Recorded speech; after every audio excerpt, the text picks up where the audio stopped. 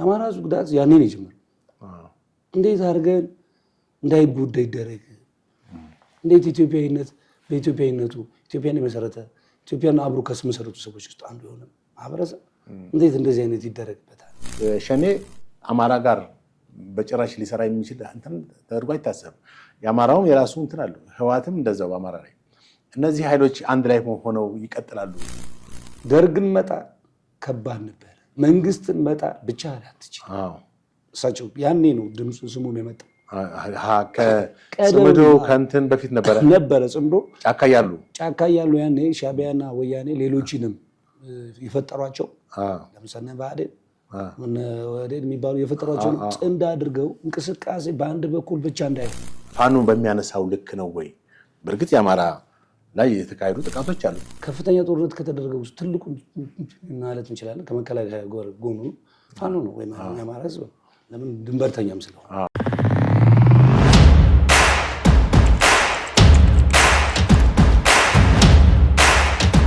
ጤና ይስጥልኝ ውድ ተመልካቾቻችን፣ እንዴት ሰንብታችኋል? እንደምን ከርማችኋል? ለዛሬ ይዘንላችሁ የቀረብነው እንግዳ መምህር ዘነበ አለሙ ይባላሉ። በኤዱኬሽን የመጀመሪያ ዲግሪያቸውን ከአዲስ አበባ ዩኒቨርሲቲ አግኝተዋል። ሁለተኛ ዲግሪያቸውን ደግሞ ወይም ማስተርስ ዲግሪያቸውን ደግሞ በቲቺንግ ኤንድ ኢንግሊሽ ፎሬን ላንጉዌጅ ወይም በውጭ ቋንቋ አግኝተዋል ማለት ነው። በተለያዩ ኮሌጆችም በማስተማር ላይ ናቸው። በአሁኑ ወቅት ላለፉት 25 ዓመትም በዚህ በመምህርነት እና በዳይሬክተርነት አገልግለዋል። የኢትዮጵያን ፖለቲካ ደግሞ በቅርበት የሚከታተሉ እና ብዙ ሀሳቦች ወይም ትንታኔዎች የሚሰጡ ናቸው እና በሰሞኑ በተለይም በጠቅላይ ሚኒስትሩ ለፓርላማ ባቀረቡት እና ሌሎች ተያያዥ ጉዳዮች ጋር በተያያዘ እናነሳላቸው ጥያቄን እንግዲህ አብረን እንቆያለን ማለት ነው። እንደምን በሰላም መጡ? በሰላም እንኳን ቆያችሁ። እንግዲህ ወደ ጥያቄያችን እንሄዳለን። መጀመሪያ ጥያቄያችንን ስንጀምር ያው የሕዝብ ተወካዮች ምክር ቤት በ5ኛው ዓመት የስራ ዘመኑን ባለፈው ማክሰኞ ባካሄዱ ስብሰባ አጠናቋል። ባለፉት 5 ዓመታት የምክር ቤቱን የስራ ሂደት እንዴት ከመገሙት ከሚሉን ጀምር። ያው የዚህ አሁን የስድስተኛው የመጨረሻው የስድስተኛው የሀገራዊ ስብሰባው የመጣበት ቻሌንጅ ብዙ ቻሌንጆች አሉ። ምናልባት ከአመሰራረቱ አዲስ ሪፎርም አድርጎ የተመሰረተ ስለሆነ ከአመሰራረቱ ስንጀምር የራሱ የሆነ ጥሩ ጎኖችም ደካማ ጎኖችም ነበሩት። ደካማ ጎኖቹ ምንድናቸው? ያው ጥድፊያ ስለነበረ የተመሰረተበት ሁኔታ ቻሌንጂንግ ስለነበረ ሌላኛውን ፓርቲ ሙሉ በሙሉ በሚባል ሁኔታ ሪፎርም ስላደረገ በዛ መካከል ላይ ሲመሰረት የራሱ የሆኑ ብዙ ደካማ ጎኖችንም ጥሩ ጎኖችንም ይዞ መጡ። ደካማ ጎኖቹ ምንድናቸው? ይሄ መደመር እሳቤውን ያልተቀበሉ ወይም ደግሞ ያልሰረጻቸው ብዙ ሰዎች ስለነበሩ በደፈናው በሙሉ ሁኔታ በደፈናው በአብዛኛው የህዝብ ተወካዮች ምክር ቤትን የተቀላቀሉ ነበሩ ማለት ይችላል። ያን እሳቤ ሳይዝ ስለዚህ ምናልባት ያኔ ይሄን ሂደት አልፈው መጥተው ፓርላማ ላይ የገቡ በርካታ የህዝብ ተወካዮች ነበሩ ማለት ነው። ስለዚህ ገዢው ፓርቲ ወይም ደግሞ ብልጽግና ሙሉ በሙሉ አብዛኛውን ቦታ ይዞ ለጥቂቱ ለሚሆኑ አጋጣሚ የፈጠረላቸው የተቃዋሚ ፓርቲዎች ገብተው 5 ዓመት ያው ቆይተዋል። በዚህ 5 ዓመት በርካታ የሆኑ ቻሌንጂንግ የሆኑ ነገሮችን አሳልፈዋል። ሙሉ በሙሉ የነሱን ስብሰባ የነሱን የፖሊሲ ሜኪንግ ሀገሪቱ ላይ ያመጡትን የኢኮኖሚ ለውጥ ችግሩን ተከትለው የተለያዩ ካልቸራል ወይም ፖለቲካል ሶሻል ለውጦችን እንደዚሁ ብለን የምንጨፈልቀው ነገር አይደለም። ግን ቻለንጆች ነበሩት። በመሀል ላይ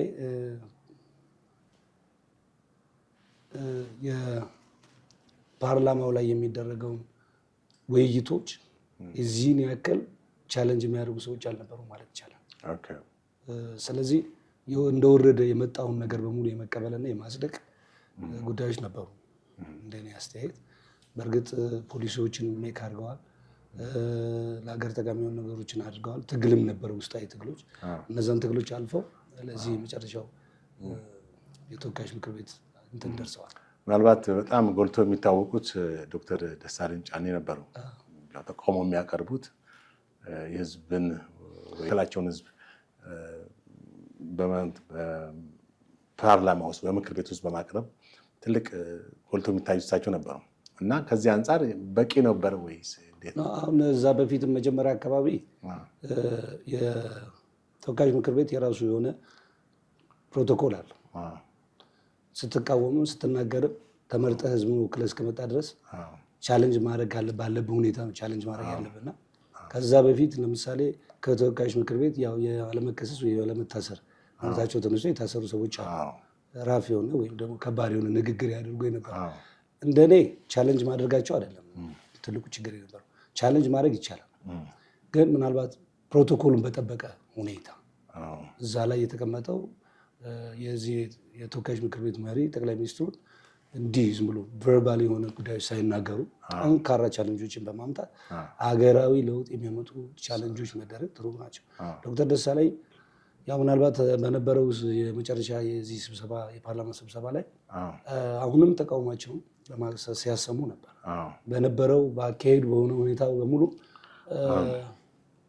ደስተኛ እንዳልነበሩ፣ ግን ቻለንጂንግ የሆኑ ጥያቄዎችን ሲያነሱ ነበረ። አሁንም መጨረሻ ላይ ቢሆን እስከ ተቃውሟቸው ያቆሙት ማለት ይችላል እና በዛ ሁኔታ በጣም በርካታ ቢሆኑ ኑሮ ጥሩ ነበር።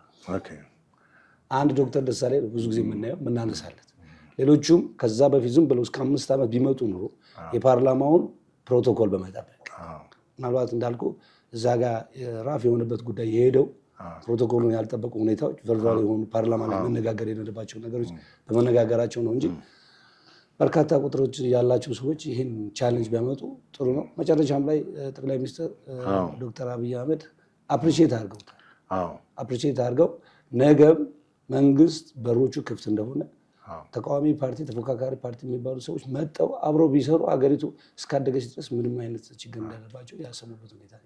ጥሩ እንግዲህ ከዚሁ ከጠቅላይ ሚኒስትሩ ሪፖርት ጋር በተያያዘ ባለፈው ማክሰኞ ለምክር ቤቱ ያቀረቧቸው ሀሳቦች ውስጥ የሰላምና ትብብር መድረክ እንዲመጡ ጥሪ አቅርበዋል። ማለትም ሁሉም አካላት ወደ ሰላም እንዲመጡ ጥሪ አቅርበዋል። እንግዲህ ትጥቃን ይዘው ወደ በጫካ ያሉትን ማለታቸው ነው። በይበልጥም በዚህ ላይ እስቲ ምን አስተያየት መስጠት ይቻላል? ሰላም የማንኛውም ማህበረሰብ ፍላጎት ነው። ሰላም ሲጠፋ በጣም ብዙ ሁኔታዎች ላይ ችግር ይፈጠራል። ሀገር ከማደግ ይልቅ ትወድቃለች። በኢኮኖሚም በተለያዩ አይነት ሁኔታዎች ሀገር ወደታች ነው የምትሄደው እና ሰላም አማራጮችን መቀበል የሚመስል ነገር የለም። ትጥቅ አንግበው የሚንቀሳቀሱ ሰዎችም ወይም ግለሰቦችም ወይም ፓርቲዎችም የምንላቸው እነሱም ቢሆን የሰላም አማራጮችን ተቀብለው መጥተው ለሰላም ትልቅ ቦታ መስጠት አለባቸው ባይ ነኝ። ለምን በርካታ አሁን ኢትዮጵያ ውስጥ የምናየው ነገር ምናልባት አዲስ አበባ ውስጥ የማናየው ነገር ወደ ኢትዮጵያ እያንዳንዱ የቦታ ሄደን የምንመለከታቸው ድህነት፣ ስብራቶች በአጠቃላይ ከዚህ ከሰላም እጦት ጋር የመጣ ነገሮች ናቸው። ስለዚህ እውነት ከሆነ መንግስት የሰላም አማራጭ ፓርላማ ላይ አቅርብ ያለው ብሎ መናገር ሰ መሬት የያዘ ሁሉንም ያካተተ እየተደረገ ያለውን ሁኔታ እኛ በፍጹም የምንከደው ነገር የለም። አሁንም በየቦታ የሰላም በሽማግሌ የሚላካል እንደገና ደግሞ የምክክር ኮሚሽንም ተመስርቶ በምክክር ኮሚቴ ማህበረሰቡ የሚግባባበት ሁኔታዎች እየተደረገ ነው ያለው። ግን አሁንም ቢሆን ይሄን በመንግስትም ደረጃ ዝቅ ብሎ መሬት የያዘ ጉዳይ ተይዞ እነዚህ የሀገሪቱ የተለያየ ቦታዎች ያሉትን እነዚህ ትጥቅ አንግበው ሰላም ፍትህ ለሚፈልጉ ሰዎች አማራጭ መጥቶ ኢትዮጵያ ዘላቂ ወደሌለው እንደው ምናልባት የምንናፍቀው ሊሆን ይችላል 100 ባይሆን ከፍ ያለ ለሚቀጥሉት 5 ዓመታትን በላቸው ለሚቀጥሉት 10 ዓመታት ከፍ ያለ ሰላም ትፈልጋለች በየቦታው። ስለምን አዛውንቶች እየተጎዱ ነው ያሉት፣ ወጣቶች እየተጎዱ ነው ያሉት፣ ህጻናቶች እየተጎዱ ነው፣ ኢኮኖሚ እየተጎዳ ነው ያለው፣ ትምህርት ቤቶች ተዘግተው ነው ያለው፣ ሆስፒታል ላይ ያሉ ሰዎች በሙሉ ሳፈር እያደረጉ ያሉበት ሁኔታ ነው ያለውና ማንኛውም ሰው የሚታገለው ለዲሞክራሲ ከሆነ የሚታገለው ለማህበረሰቡ እድገት ከሆነ ለሚታገልለት ማህበረሰብ ቢሆን መፍትሄው ሰላም። ስለዚህ መፍትሄው ሰላም ሆኖ ትጥቅ ቁጭ አድርጎ አውርዶ ለልዕልና መሄድ ይመስላል። ጥሩ እንግዲህ ከዚህ ከሰላም አማራጭ ከሰላም ሀሳብ ጋር በተያዘ አሁን በዚህ በትጥቅ ትግል ላይ ያሉትን ኃይሎች ባፈጀ ማለት ባረጀ አካሄድ የሚሄዱ መሆናቸውን ገልጸዋል። እዚህ ጋር ባረጀ ሲሉ ማለት ትጥቅ እንግዲህ ይዞ መነሳ መሆኑ ግልጽ ነው። ይሄንን ሁኔታ እንዴት መግለጽ ይቻላል? ብዙ ጊዜ ያረጀ በምንበት ጊዜ የሚያነገቡትን ትጥቅ ምናምን ብቻ ላይሆን ይችላል። አስተሳሰቡ እንግዲህ በዚህ ዘመን ባለንበት ዘመን በዲጂታል ቴክኖሎጂ ዓለም በረቀቀበት ዘመን አስተሳሰብን መቀየር ነው። በምን ሁኔታ እንታገላለን ብሎ ማሰብ፣ ትግልን ከትጥቅ ጋር ብቻ በሀሳብ መሞገት፣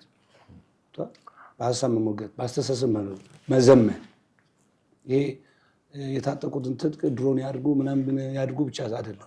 አስተሳሰባቸውን ቀይረው ወጣቱ የሚያይበትን አንግል ራሳቸው በሚያዩበት አንግል ብቻ አይደለም። ወጣቱ በምን አንግል ነው በዚህ ዘመን የሚያዩ? ለምን ማንም ሰው እንደዚህ አንድ አይነት የሆነ ሲሚላር የሆነ ሀሳብ ይኖረዋል ብሎ አይገመትም።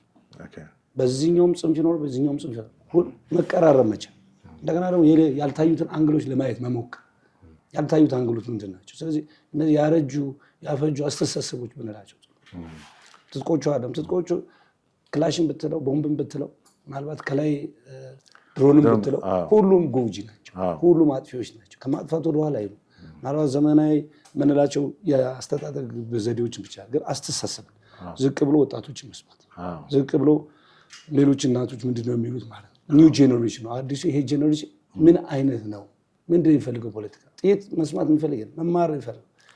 ስለዚህ እነዚህን ለማለት ይመስለኛል ባረጁ ባፈጁ ከዛሬ 30 ዓመት 35 ዓመት 40 ዓመት በፊት የነበረው የአስተሳሰብ ዘይቤ ሙሉ በሙሉ የተቀየረበት ሁኔታ ነው ያለው።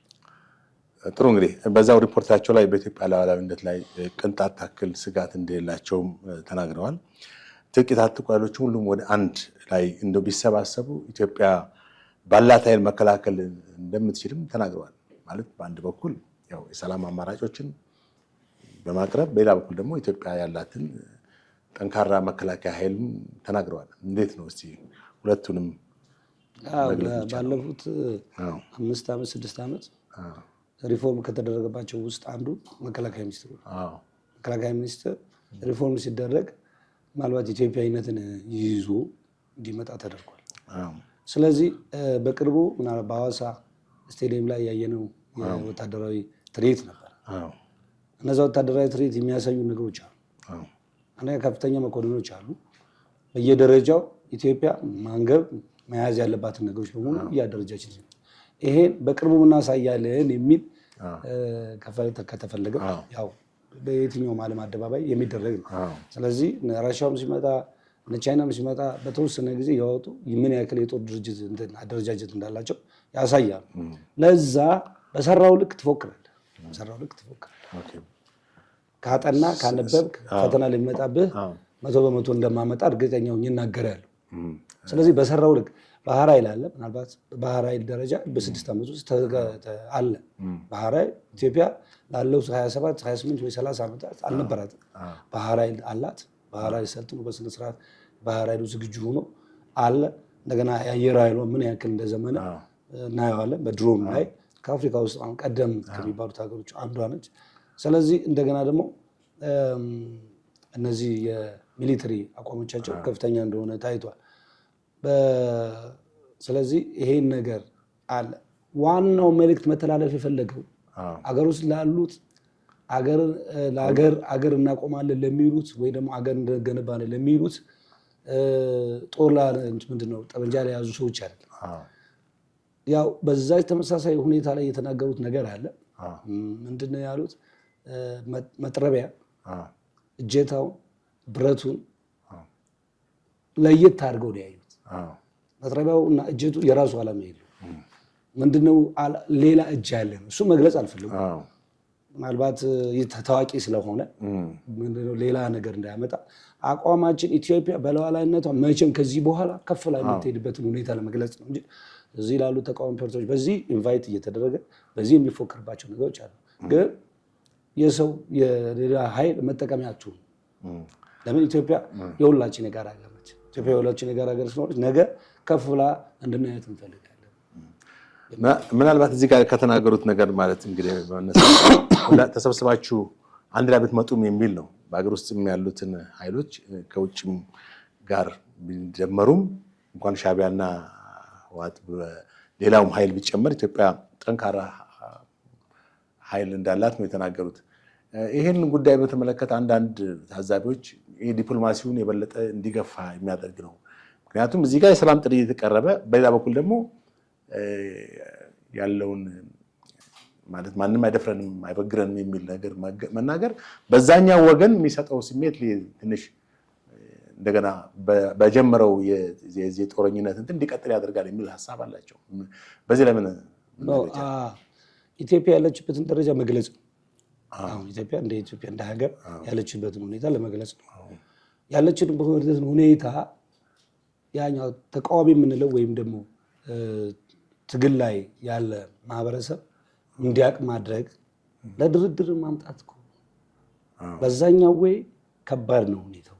በሁለቱም ወገን ጥፋት ቢመጣም የእኛ ግን ሞር ኦፍ ዳሜጂንግ ነው፣ ጥፋቱን ያብሰዋል። ስለዚህ ለሁለታችንም እኔ የተደራጀሁበት እኔ ያለሁበት አቅም በዚህ ደረጃ ስለሆነ ገብቷል፣ ኑና ብንደራደር ይሻላል የሚል ነው። ዲፕሎማሲው እንደውም ያሰፋዋል። ዝም ብለን የፉከራና ጀግና ነኝ ባይነት ተረትተን እሱ ጀግና እኛ ሰነፍ ሆነን ነው የሚል እሳቤ ሳይኖረው ምን ያክል ዝግጁነት እንዳለ ታሳቢ ተደርጎ አንድን ሰው ቆቆመናን አይተህ ወይ ትጣለዋለህ ወይ ትተዋለህ። ቢቻል ምንድን ብታደርገው ከእሱ ጋር ዲፕሎማሲ ምኑን ስለፈራ ነው አቅሙን ስለፈራ ነው እንጂ ወዳል። ስለዚህ ሌላኛው ነገር እስከ መጨረሻው ከምንጠፋፋ ይሄን ያክል ዝግጁነት አለኝ።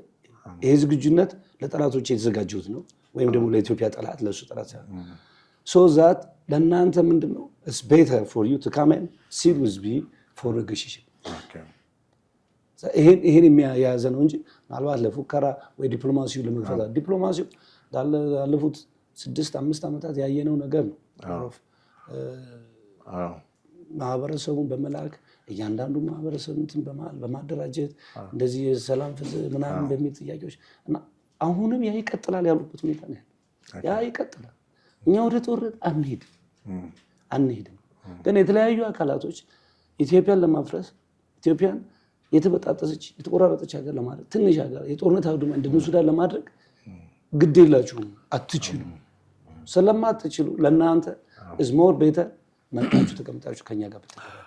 እሺ ጥሩ። እንግዲህ በሌላው በዚህ በሰሜን ኢትዮጵያ ባለፉት 1 ዓመት ወይም ከዛ በላይ በዚህ በህወሓት እና በሻዕቢያ መካከል ጽምዶ በሚል ተደጋግሞ የተነገረ ነገር ነው። ህብረት ፈጥረዋል። አሁን ደግሞ በቅርቡ ደግሞ ፋኖን ጨምሮ እንደገና ደግሞ ሸኔን ጨምሮ በውጭ ያሉትም ደግሞ እንደ ሱዳን ጨምሮ በሱዳን ካርቱም መገናኘታቸው ከወራት በፊት አንድ አይነት እንትን አቋም መያዛቸው ተነግሯል። እና ይሄ ግንኙነታቸው ምንድነው ማለት ወዴት ያመራል ብለህ ታስባለህ? አንድ ጓደኛ አሉኝ፣ ኤርትራዊ ናቸው። ብዙ ጊዜ እዚህ ነው የሚያሳልፉት ኢትዮጵያ ውስጥ እና ውጭ ነው ያሉት። ስለዚህ ስለ ጽምዶ ስለሚባለው ነገር እሳቸው የድሮ የሻዕቢያ ሰራዊት ስለነበሩ ከፍተኛ አመራርም ነበሩ። አሁን ባለው ፖለቲካ ሁኔታ ደስተኛ ስለሆነ ውጭ ነው የሚኖሩት እና እዚህ ኢትዮጵያ ውስጥ መጥተው ያሳልፋሉ ብዙ ጊዜ እና ስለ ጽምዶ ጠይቄያቸው ስናወራ እንደዚህ በዲስከሽን ደረጃ ጽምዶ ለምንድን ነው ማለት ያው ጥንድ ህብረት መፍጠር ማለት ያኔ ከወያኔ ያኔ ሲባል ሻዕቢያ በሚባልበት ጊዜ ደርግን መጣ ከባድ ነበር፣ መንግስትን መጣ ብቻ አትችል። እሳቸው ያኔ ነው ድምፁ ስሙም የመጣው። ጽምዶ ከእንትን በፊት ነበረ ጽምዶ ጫካ ያሉ ያኔ ሻዕቢያና ወያኔ ሌሎችንም የፈጠሯቸው ለምሳሌ ብአዴን ወዴት የሚባሉ የፈጠሯቸውን ጥንድ አድርገው እንቅስቃሴ በአንድ በኩል ብቻ እንዳይሆን እንቅስቃሴው ሰፋ እንዲ እና መንግስትን መጣል የሚቻለው በዛ ሁኔታ ነው ተብሎ ሳቤ ስላለው አሁን ሁለት የሚፈላለጉ ወገኖች ሁለት በጦርነት በቅርብ ጊዜ ማህበረሰቡ እኮ ይገልጻል እኮ በቅርብ ጊዜ በነበረው ጦርነት ገብተው ከፍተኛ ችግር ያደረሱ ጋር ህብረት ፈጠሩ። አማራው ማህበረሰብ ስትመጣ ከፍተኛ ችግሮች አልፈዋል። ሴቶች ተደፍረዋል። እንደገና ደግሞ በዛ በኩል በሻዕቢያ በኩል ደግሞ አልፈው ወደ ትግራይ ክልል በመግባት ንብረቶች ወስደዋል ምናምን። አሁን ግን ሀሳቤው የፖለቲካ ሰዎች ናቸው። ስለዚህ የራሳቸው ዓላማ ያላቸው ሰዎች ናቸው። እነሱ ያ ነገር በፍጹም እንትን አይላቸውም፣ አይቆረቁራቸውም። የሚቆረቁራቸው ነገር ጠላቴ ነው ብለው ላሰቡት ወይም ደግሞ ዓላማ ነው ብለው ላገቡት ነገር መሳካት ብቻ። ስለዚህ አሁንም ህብረት ይሰራል። ፋኖን ሲደግፉ የነበሩ ብዙ ሰዎች አሉ። ዛሬ ሄዶ ከህወሓት ጋርና ከሻዕቢያ ጋር ቁጭ ሲል በጣም የተናደዱ ብዙ ሰዎች አሉ። እዛ ጦል ምንድነው ትልቁ ችግር እሱ ነው የነበረው ብለው ያሉ ሰዎች። ስለዚህ ህብረት የምትሰራውን ሰው ማሰብ አለ። እነሱ ሀሳቢያቸው ግን መንግስትን ለብቻ መታገል አይቻልም ያለው እና ቁጥር እንትን ማብዛት ነው። ጠላት ቁጥሩ ማብዛት ስለሚፈለግ ከውጭ ኃይልም ከውስጥ ኃይልም ጋር ሆኖ አብረው በህብረት መንግስትን ለመጣል የሚያስችል ቁመና ለመያዝ ምን ያክል ያስኬዳቸዋል? ምክንያቱም ተስማምተው አንድ ላይ በአንድ መዋቅር ውስጥ ሆነው ምን ያክል ወደፊት ይጓዛሉ የሚለው ነው። ምክንያቱም እነዚህ ኃይሎች ምንም እንኳን በብሔር የተደራጁ ህወሓትም ያው በብሔር ነው፣ ፋኖም እንደዛው፣ ለአማራ ነው፣ ሸኔም እንደዛው የተለያየ እንትን አላቸው። ፖለቲካ ኢንተረስታቸው ርዕዮታቸው ይለያያል። እንደውም አንዱ በሌላው ላይ ተቃውሞና እንትን የሚል ነው። ለምሳሌ ኦሮሞ ሸኔ አማራ ጋር በጭራሽ ሊሰራ የሚችል እንትን ተደርጎ አይታሰብም። የአማራውም የራሱ እንትን አለው፣ ህወሓትም እንደዛው በአማራ ላይ። እነዚህ ኃይሎች አንድ ላይ ሆነው ይቀጥላሉ ወይ? በአንድስ ሊደር በአንድ አመራር በኮማንድ ይመራሉ ወይ? እሱ እኮ ነው አሁን ትልቁ ችግር የሚሆንባቸው እሱ ነው። ለምን እርስ በርሳቸው የሚጋጭ ዓላማ ይዘህ ስታረቃ አንድ ኢትዮጵያን አቆማለሁ ማለት አትችልም። አንድ ኢትዮጵያን ለማቆም ግዴታ ኢትዮጵያዊ መስጠት አለ። ኢትዮጵያዊ መስጠት አለ። እኔ ለከላይ ቆሜያለሁ። በቀደም ማክሰኞ ላይ በዚህ በተወካዮች ምክር ቤት ላይ በደንብ ተደርጎ የተብራራው በጠቅላይ ሚኒስትሩ ምንድነው ያላቸው? ለኦሮሞ ዳውድ ሳይሆን ስማቸው ብዙ ማላቃቸው ታግለው ራይት አለ ከኔ በላይ ወይ ከሚባለው በላይ ከምናምን በላይ ታግለዋል። ታግለሃል አልታገልክም አይደለም። ምን ለውጥ አምጥተሃል? አልታገልክም ታግለሃል የሚባል ፉክክር የለም። አሁን እነዚህ ለአማራ የምንላቸው ለኦሮሞ የምንላቸው ለትግራይ የምንላቸው ሰዎች ትንሿን ቦታ ይዘው ትልቁን ሀገር ትተህ ስለ ትንሹ ነገር ማሰብ። እኛ የምናስበው ስለ አፍሪካ ስለ ኢትዮጵያ ትልልቁ ነው። ስለዚህ ትልልቁ ሶዛ እነሱ ታገልልሃለሁ ላሉት ሰዎች ቆመናል ብለው ሲያበቁ እንደገና ለሚጎዷቸው ሰዎች ጋር ሄደው ጥምረት መፍጠር ምን ማለት ነው? ሻዕቢያ ጋር አማራውን ብለው ወይ ደግሞ ኦሮሞውን ብለው ማንም የኢትዮጵያ አካል ጽንፍ የያዘ የወደባችን ወስደው ይሄው መከራ ሲያሳዩ ከነበሩ ሰዎች ጋር እንዴት ብለን የምንተባበር? ምንም እኮ ማለት አይደለም። ሻዕቢያን ነው ኤርትራን አይደል? የኤርትራን ህዝብ አይደል? የኤርትራ ህዝብ ኢሳያስን ወይም ደግሞ ለመጣል አዲስ እንትን ለማምጣት ርዕዮተ ዓለም ለማምጣት በጣም ወጣቱ ይፈልጋል። እንደገና እነሱ ደግሞ ከሌላ ነገር ጋር በሚሆንበት እነሱ ነው የሚከዱት። እንደዚሁ ትግራይ ላይ አሁን ያለው አፈሳም በትግራይ ላይ ምናምን ቢባል ምንድን ነው ዓላማው? ስለዚህ ዓላማው ለየት ያለ ነገር ስለሆነባቸው ማህበረሰቡ ገሸሽ እያለ ነው ያለው፣ ደጋፊ ያሳጣቸው ነው ያለው። ሴም ኢዝ ትሩ ኢን ፋኖ ላይ ስትመጣ ፋኖ ሄዶ ትናንትና ስንትና ስንት የማንን ደርዙን ያሳጣውን ማህበረሰብ እንትን ፖለቲካ ፓርቲ ጋር ጥምረት ይዞ ምን ለማድረግ ነው? ብዙዎቹ አሁን ያኮረፉበት ሁኔታ ነው። ስለዚህ ይሄ ጥንድ ሳይሆን አሁንም እንደተባለው የሚሻለው ወደ ሰላም መጥቶ ሰላማዊ የሆኑ ነገሮችን ለኢትዮጵያ የሚበጀውን ነገር፣ ለማህበረሰቡ የሚበጀውን ነገር፣ ለሀገር የሚበጀውን ነገር መፍጠር የሚሻለው ይመስለኛል።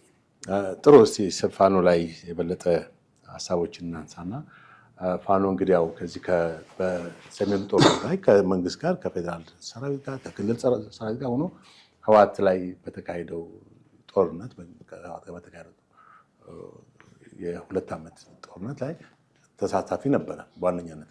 ከዛ በኋላ ነው እንግዲህ ነገሮች የተበለሻሹት።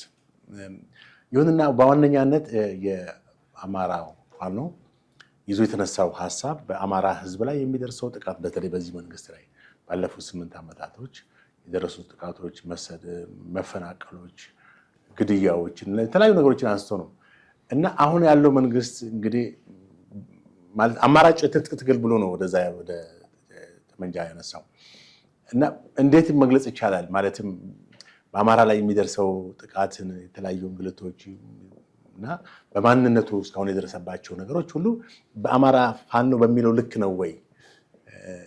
እስቲ ይህ ጥቃት እኔ የምልህ ወደ መጨረሻው 83 84 85 ዓመተ ምህረት ላይ በጣም ወጣት የነበሩት ኤርሊ ያንግ ላይ ነበሩ ነኝና ማዕድ የሚባል ድርጅት ፕሮፌሰር አስራት እኛ ደግሞ በንፋስ ስልክ ክፍለ ከተማ የማዕድ እንትኖች አባላቶች ስብሰባ አሁን ሜድሮክ ሳይሆን አልታር ትራቭል ብሎ በኋላ ወስዶታል። እዛችን ላይ እንሰባሰብ ነበር። ልጆች ነን፣ ወጣቶች ነን። አስተሳሰባችን ዋናው ዓላማችን የምንነሳበት የነበረው ያኔ አማራ ላይ የሚደርሰው ግፍ እንግዲህ ግፍ የጀመረው አማራ ተብሎ ተለይቶ ግፍ የጀመረው 83 ስለዚህ ያኔ ተሰብስበን እኛ በሙሉ የተሰበሰበው ሰው አማራ ነው ይመስል እዛ ከኛ ጋር ማን ይሰብሰብ ስለዚህ እዚህ ደብረ ብርሃን ሜዳ ወይ ደግሞ ሳለ ወስዳችሁ አሰልጥኑ፣ ጠበንጃ ስጡ፣ እኛ አማራን የሚገልጸው መከራ እናያለን፣ ሞታለን። ለምን አስተሳሰባችን ያኔ አማራ ሞተ ሲባል አማራ ነኝ ብለህ ምን ትሆናለህ? ደም መልሳለሁ የሚል ነገር አለ። አማራ ጉዳት ያኔ ነው የጀመረው። እንዴት አድርገን እንዳይጎዳ ይደረግ፣ እንዴት በኢትዮጵያዊነቱ ኢትዮጵያን የመሰረተ ኢትዮጵያን አብሮ ከመሰረቱ ሰዎች ውስጥ አንዱ የሆነ ማህበረሰብ እንዴት እንደዚህ አይነት ይደረግበታል?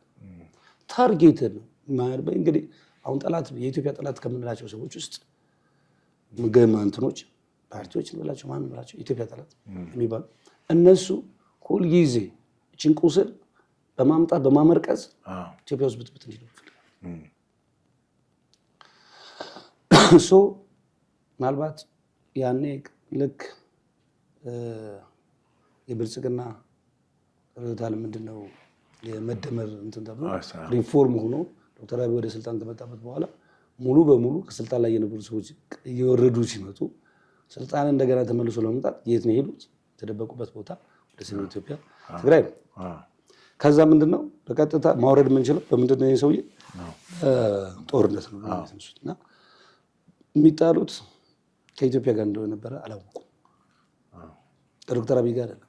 ቀጥታላ የምትጣለው ከኢትዮጵያ ለምን? በምርጫው ወጣ፣ በምርጫው ተመረጠ፣ ምርጫ ፎርም ተደረገ። ኢትዮጵያ የምትባል ሀገር ሰላት በርስ ሲባል አኮረፉ። ከዛ በኋላ ሄዱት ወደ ትግራይ።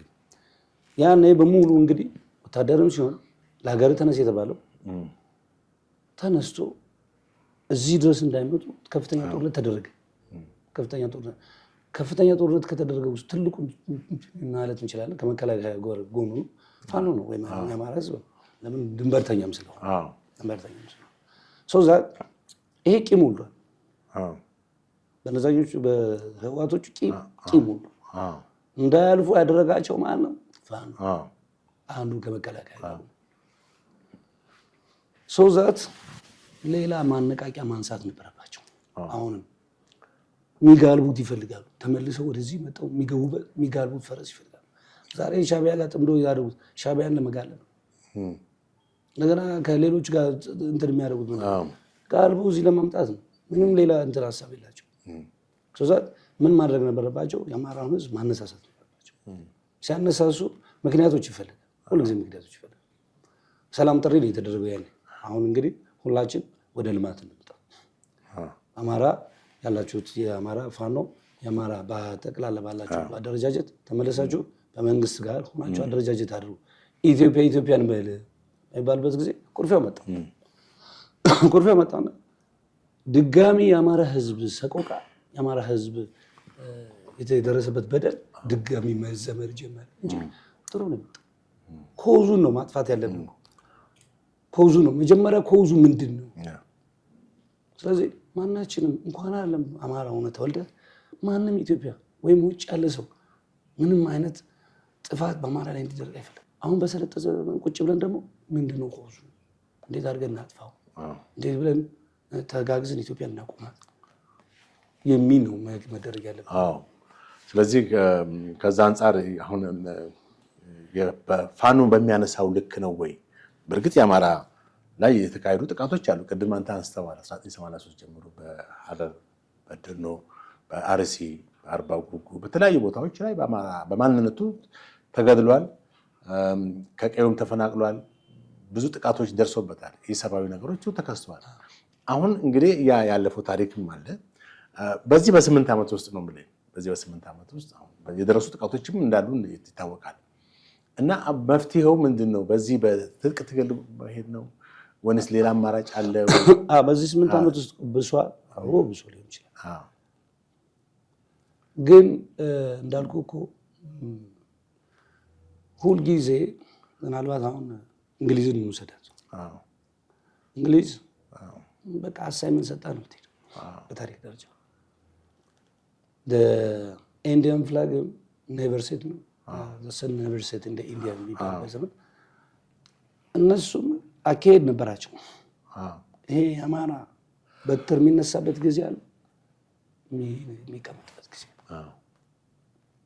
የሚቀመጥበት ጊዜ አለ።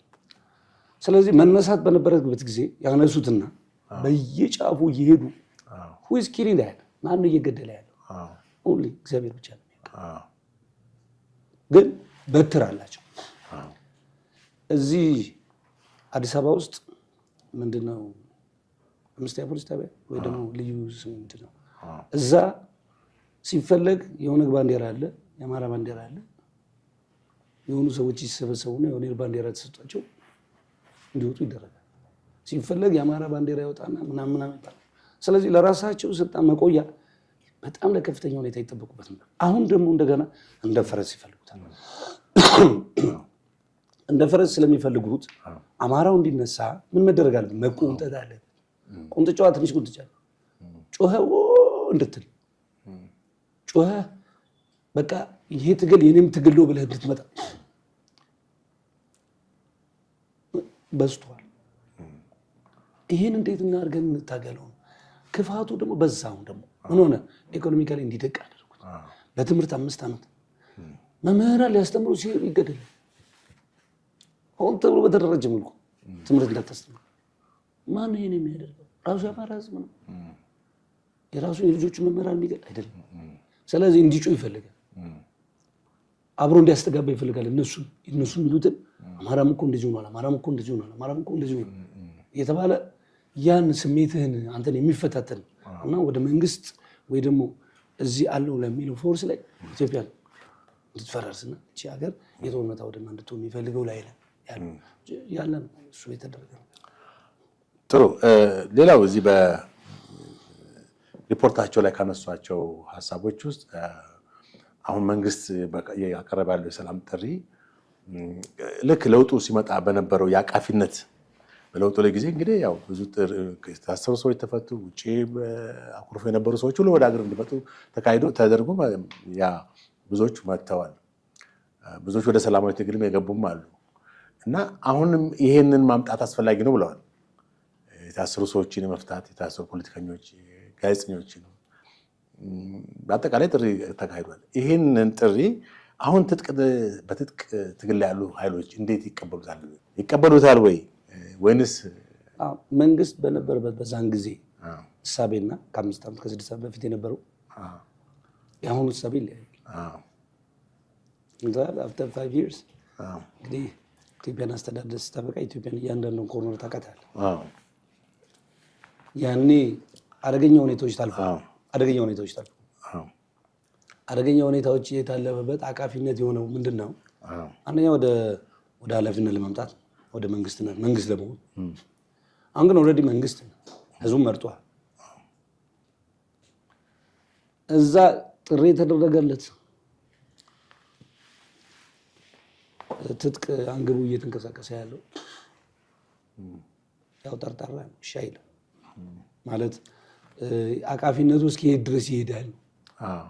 ጥርጣሬ ይኖራቸው አቃፊነቱ እስከሄድ ድረስ ለምን የህግ ተጠያቂነት አለ፣ በህግ የበላይነት አለ። ያን መንግስት ዝም ብሎ አቃፊ ሊሆን አይችልም። በህግ መጠየቅ ያለባቸው ሰዎች በህግ ሊጠየቁ ነው። ስለዚህ ለነሱ ህግ የሚጠይቁበት ሁኔታ ከባድ ስለሆነ ኑ የሚባሉ ሰዎች ጠርጣሪዎች ነው። ለምን ባለፈው የተደረገውና አሁን የተደረገው ይለያያል። አሁን ሲስተም እየተዘረጋ ነው። ኦልሬዲ ህግ ራሱን ይዞ ሲስተም ተዘርግቶታል። እነዛን ሰዎች ሲመጡ መንግስት ወይም ጠቅላይ ሚኒስትሩ ተዋቸው ስላለ የሚተው ማለት ነው። ለምን ፍትህ አካለው የፍትህ አካል ግን በምክክር እንዴት ይሁኑ ተብሎ ማህበረሰቡ ኧረ ግድ የለም ሌላ ዳሜጅ ከሚደረግ ሌላ ዳሜጅ ከሚመጣ ሌላ የኢኮኖሚ ድቀት ከሚመጣ ሌላ ሰዎች ከሚሞቱ ሌላ ኪሳራ ከሚመጣ እንደዚህ የምክክር ኮሚቴዎች እስከ እንትናቸው የምትሸከማቸው ሰዎች ጥሪ ሲደረግ እኮ ምንድን ነው እዚህ 22 እና ሲኤምሲ ፎቆች አቆማችሁ ስታበቁ እዛ ቆሙላችሁ ጥሪ እየተደረገላችሁ እኮ ተው ግድ የላችሁም እዚህ ፎቅ አላችሁ ሀብታሞች ናችሁ የሚቀርባችሁ ስልጣኖች አማካሪ መሆን ይችላላችሁ። ሰው ዛ ያ የማቀፉ የዚህ እንትኑ ሰፊነቱ ይጠባል የሚል ነገር አለ። ለምን እንደ መንግስት ሲስተሞች ስለዘረጉ ሲስተሞች የሚጠይቋቸው ጉዳዮች ስለሚኖሩ እና እንደ መጀመሪያው አይሆንም። መጀመሪያ አካባቢ ሲደረጉ የነበሩት ነገሮች በሙሉ ያው የምርጫ ቀስቀሳ። አሁን ግን ኦልሬዲ ማህበረሰቡ ደግሞ እየሰለጠነ ሲስተም እያያዘ ስለመጣ የሚጠይቁ ሰዎች ከመጠየቅ ወደኋላ የማይሉ ከሆነ ደግሞ ፍራቻ አለ። ያቺ ፍራቻ ምን እንዳታረጋቸው ያደረጋቸዋል። አሁንም በዚህ በኩል ብንጮህ ይሻለናል፣ በዚህ ብናደርግ ይሻለናል የሚል ነገር ነው ያለው እንጂ በዚህ 5 ዓመት ውስጥ እኮ በሩ ሰፊ ነበር እየጠበበ አሁንም ግን የተወሰነም ጌቱ አሁንም ኦፐን እንደሆነ ያስታውቃል። ኦፐን ነው። ማንኛውም እንደ መንግስት እንደ ማህበረሰብ እንደ ኢትዮጵያ ጦርነት ይቆምልን ነው። ከዚህ በኋላ ምንም በቂም በቀል በምናምን አናዚም በቃ አገሩ ከዚህ በኋላ ስንት እነዚህ እኮ ተደርጎ እነ ደቡብ አፍሪካ እኮ ትተውት የቱሪዝም ምናምን እኮ ከዛ አድገዋል። እኛ ደግሞ እርስ በርሳችን ለምን ነበር እንዴት ነበር እንግዲህ እንተውና ከዚህ በኋላ ላሉት ልጆቻችን እዚህ በኋላ ለሚረከቡ ኢትዮጵያውያን እነሱ እናስብ እና ምህዳሩ ያለ ይመስለኝ ይኖራል ብዬ እገምታለሁ። ማዕቀፉ ያው ትንሽ ሊጠብ ይችላል ሲስተሞች ስለተዘረጉ ከነዛ ሲስተሞች ድል አልፎ ማሰብ ይቻላል። ጥሩ እንግዲህ ጥያቄያችንም ወደ ማገባደድ የደረስን ነው። ሌላው ካነሷቸው ነጥቦች ውስጥ አሁን ባለው የታጣቂ ኃይሎች ወይም ትጥቅ ይዘው የተነሱ ኃይሎች በመደበኛ የሰራዊት ውጊያ ሳይሆን የሽፍታ አይነት ባህሪ እንዳላቸው ነው የገለጹት። ምናልባት እንግዲህ አንተ ካየኸው ወይም ስለ እነዚህ ኃይሎች ከምታውቀው በመነሳት እንዴት መግለጽ ይቻላል? ልክ ነው። የእነሱን ከበድ የሚያደርገው ሁኔታ እሱ የሽፍታ አይነት ባህሪ ያለው በጣም ከፍተኛ የሆነ ጦር አታዝብ ደግሞ በዚህ ሄድክ ውስጥ በዚህ ሄድ ውስጥ በዚህ ነው። ለዚህ ማህበረሰቡ ሁልጊዜ ነቅቶ መጠበቅ አለበት። ማህበረሰቡ እያንዳንዱ ማህበረሰብ ፍራቻ አለው። እንደዚህ ቢነገር እንደዚህ ማለት እንደዚህ ፍራቻ ማስወገድ አለ። ፈርተህ በፍጹም ቢሆን ነገር የለም። የትግራይ ህዝብ ከሆነ ለምሳሌ ህወሓትን መቃወም ካለብን መቃወም ለምሳሌ እስከ መቼ ሞታል? እስከ መቼ ለቅሰው እናቶች እስከ መቼ ወጣቶች? አሁን በቅርቡ ጊዜ የምናውቀው ነው ያለው አፈሳ ላይ በሙሉ የመቀሌ ወጣቶች እዚህ አዲስ አበባ ፈርተው የመጡ ስጠይቃቸው እንዴ ማን ይሞታል? ውትድርና በጣም ከባድ ስለሆነ በኃይል ስለሆነ፣ ስለዚህ ምንድን ማድረግ ማህበረሰቡ እያንዳንዱ ማህበረሰብ እነዚህ ሽፍታዎች የሚንቀሳቀሱበት ላይ ድሮ ኢትዮጵያ ውስጥ እኮ መንገድ ላይ መስረቅ ከባድ ነበር። ለምንድነው የማታውቀው ሰው በሙሉ ነው መቶ የሚደበድብ ተው የሚል ፖሊስ አያስፈልግም። አሜሪካን ነገር ገብተህ በፊልም እንዳየ everybody lie down ካለ ማንም ሰው ባንክ ቤት አስጥላለሁ ብሎ አንተ ነው ይተኛ። እዛ ብር እየቆጠረች ያለች ሴትዮ ተዝኛለች። እንደሚደረገው ብር ይወስድ። በእርግጥ የነሱ ደግሞ ካሜራ አለ ማለት እኛ ጋር ባንክ ቤት ገብቶ ተኛ እያንዳንዱ ቤት ማንም ሰው ሄዶ ነው የሚይዘው። ሄደን ነው የሚይዘው ማንም ሰው። አሁን የመጣው ማህበረሰብ በእርግጥ ይፈራራሱ ተቀይሯል። ስለዚህ እንደ ማህበረሰብ በየትኛውም የሀገሪቱ ክፍል በየትኛውም ነገር ተጠንቅቆ ሌባ ማውገዝ አለ። ገብቷል ወይ?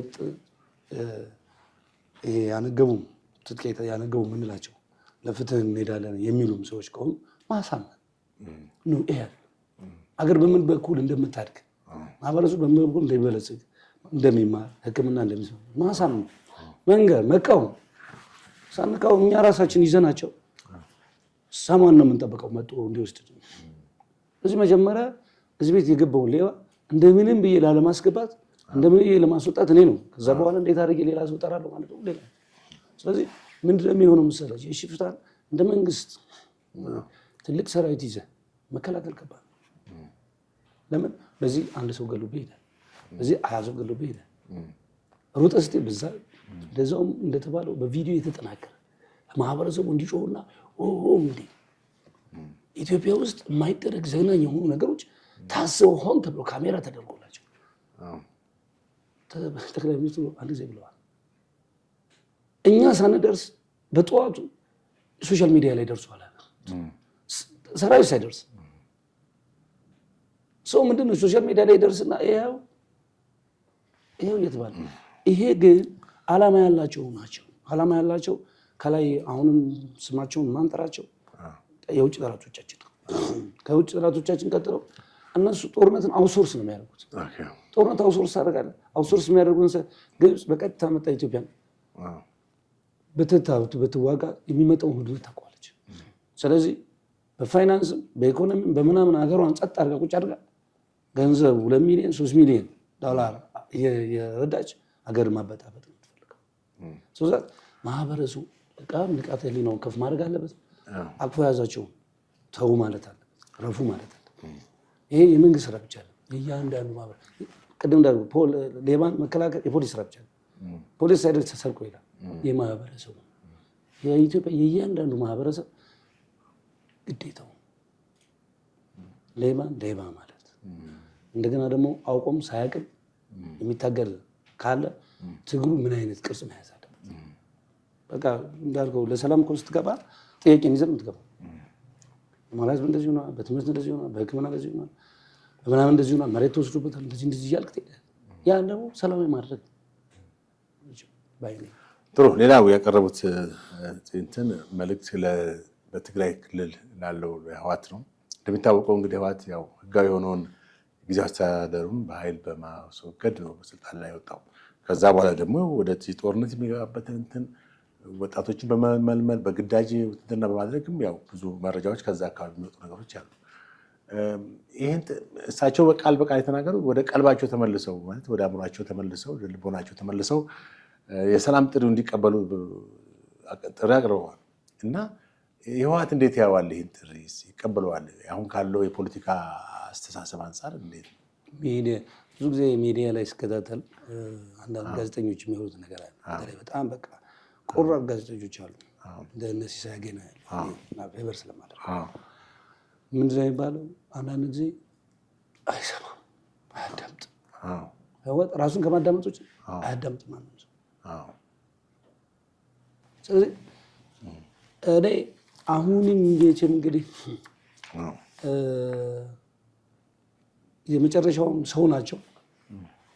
ሁሉ ሰው ያን ሁሉ ሰው ኢቭን እንግዲህ የትግራይ የትግል ጓዶቻቸው ኦልሞስት 75% አሁን ሰላሙን አማራጭ ይዞ በዚህ ጽንፍ እየታገላቸው ነው ያለው። 75% ለ25 የምትመራ ከሆነ ምን መሆን አለበት? እኔ ደግሞ ችግር አለብኝ እንደ ማለት ነው።